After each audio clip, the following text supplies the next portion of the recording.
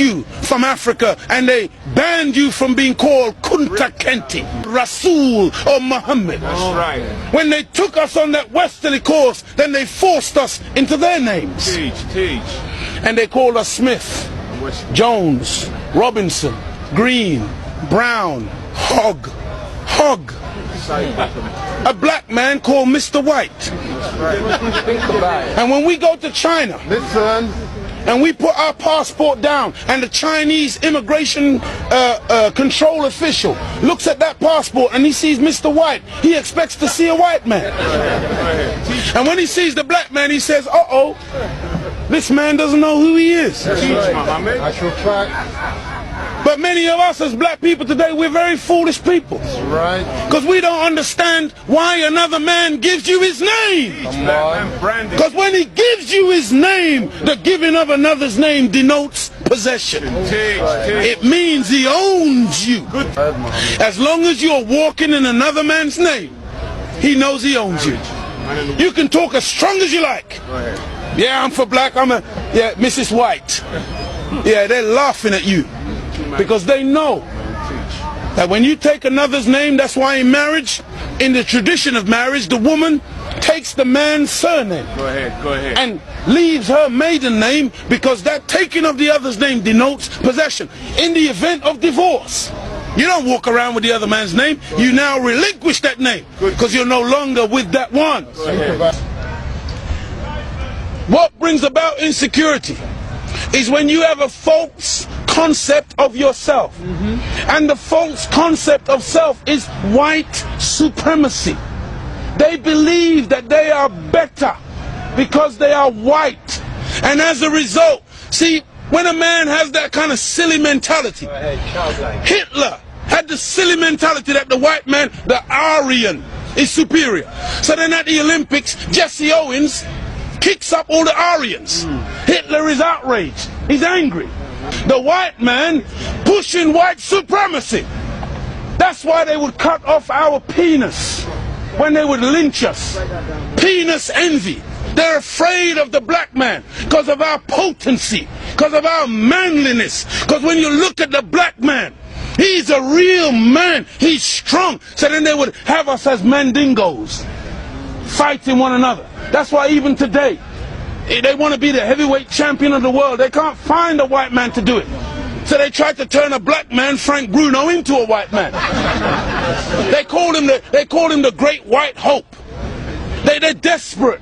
We're not allowed to play golf. Why are we not allowed to play golf? Because we are inferior. We can't play the game. But let one black man into golf. Then all of a sudden there's a tiger in the woods. And he doesn't just play golf, he becomes the master.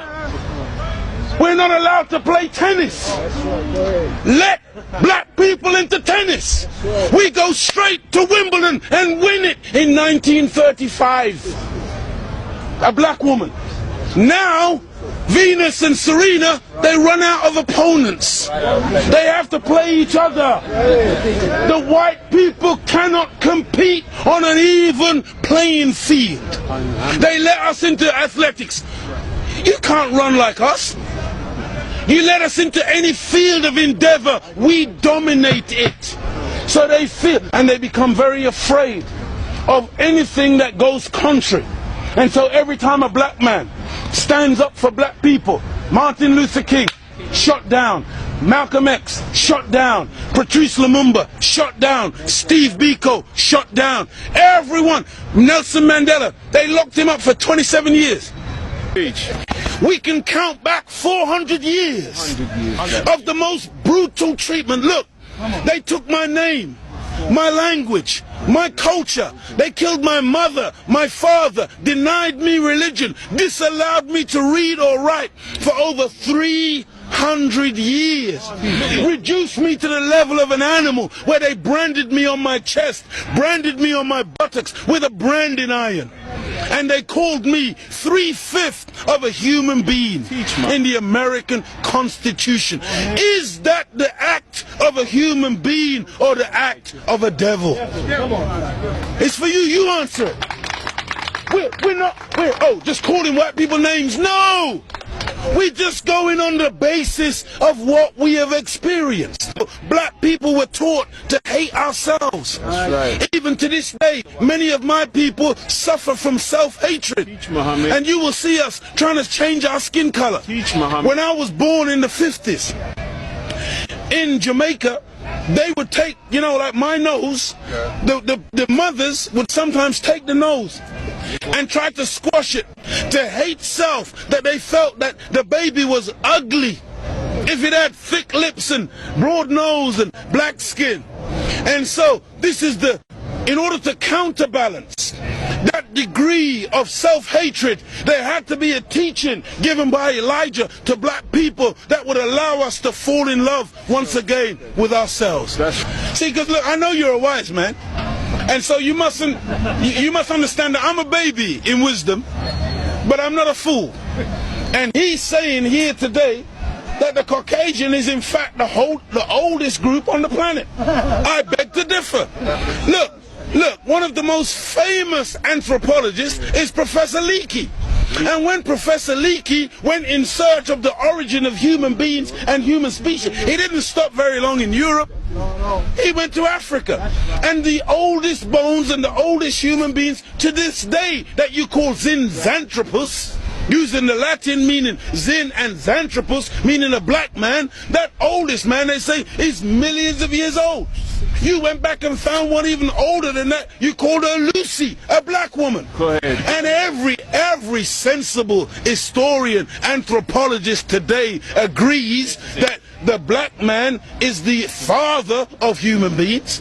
Even your geneticist, Mr. Mendel. Go ahead, go ahead. You have Mendel's law. Go ahead. Mendel says that light eyes are recessive, light skin is recessive. You can take the recessive, the dark skin is dominant, the dark eyes are dominant. You can take the recessive from the dominant, but you can't get the dominant from the recessive. This is Mendel's law. And so all of your scientists have proved that you can't look. Black is not even a color. That's right. Black is the mother and father of all colors. And if you want a baby, even if the woman is a white woman, the baby has to come out of the triple darkness of her womb. And this is the origin of all life. Within the black, you have the whole color spectrum. But in white, two white people laying down together, they can only produce white. But two black people in darkest Africa can lay down together and produce albino with blonde hair and blue eyes. That's right. Teach, Muhammad. This happens all the time. And so we need to really get these facts correct today and understand that as gray as your hair is, you are listening to your father today. Teach, Muhammad. This is daddy talking. Teach. And we mustn't turn. No, this is true. I'm not mocking. The white man, he came into what he called a new world. Teach, Muhammad. And so all of a sudden you started to name things. Teach, Muhammad. So that's why you called it America, based on, what was his name? Amerigo Vespucci, a Caucasian. Africa. That's why you called it Africa, based on the European explorer called Africanus. You went into America, you called it New York. That's right. Because it was new to you. New England. You called it New England. That's right. You called it New Zealand. You called it Newfoundland. Because it was new to you. But to us, we were already there. That's why we're called aboriginals. From ab, meaning abstracted from the Father. Muhammad. From God himself. Original, meaning the first. But you won't find Caucasian people calling themselves aboriginal anywhere on the planet. Because you're the new man, Paul Newman. From one blood came all human beings, but we produced you from us. Look at this. Even the word human, you've heard the term of a darker hue. Human, meaning a dark man. Human, a man of color. That's why the topsoil of the earth is called humus. It is the dark organic material that gives life to the earth. Teach. Whenever you take away the dark organic material or you denature it, you're left with white granulated sand. Teach. Desert. You want to see those of us who think that white something to glorify in. No. It's a psychological thing with white people where you want to find your place. And your scientists and your historians, they spend so much time asking the question, where do we come from? Because they are puzzled as to your origin. Look at the Chinese, look at the Asians, look at the black people. All of us got dark eyes. All of us got black hair. The only one on the planet who's got ginger hair, blonde hair, brown hair, grey hair, brunette. You are the one that's gone around the world making everything based on color. You were the one who went into Australia. You were the one who went into South Africa. You were the one who went into Asia and classified people and things based on color.